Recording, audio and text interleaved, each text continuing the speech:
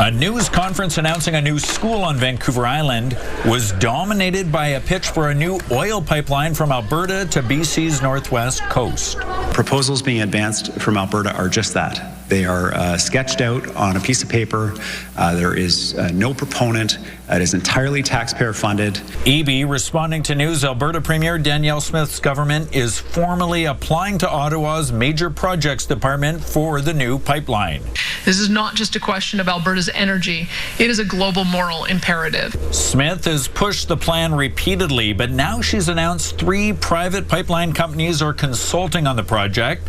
Her province has ponied up $14 million to fund the application, and she expects the feds to lift key obstacles, including emissions caps and the oil tanker ban on BC's coast. She's calling this moment a test of whether Canada works as a country. Because if we can't build with collaboration of the federal government and between provinces, if it's everybody gets to get their products going to market except Alberta, that's not a country. A country is one where we support each other. Coastal First Nations oppose lifting the tanker ban, don't want the pipeline, and say there's been no consultation. They've put the cart before the horse. They've made an announcement before ever coming and having any conversations with us.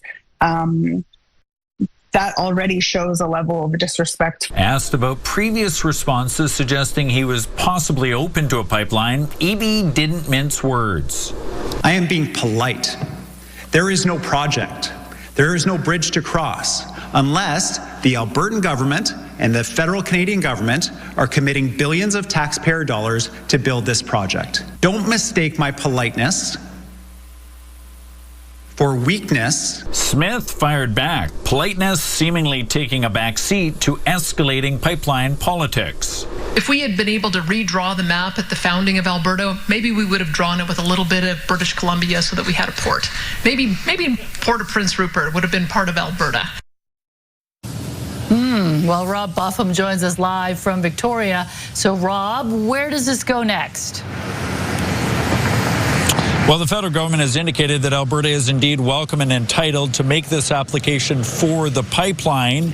Danielle Smith said today they expect to have that application completed by this upcoming spring, and she is hopeful to see a pipeline to the northwest coast on the next tranche or cut of major projects. But as we've seen today already, it's likely going to be a lot of contentious back and forth between these two neighboring leaders between now and next spring. Mijung. Rob Buffum reporting live from Victoria.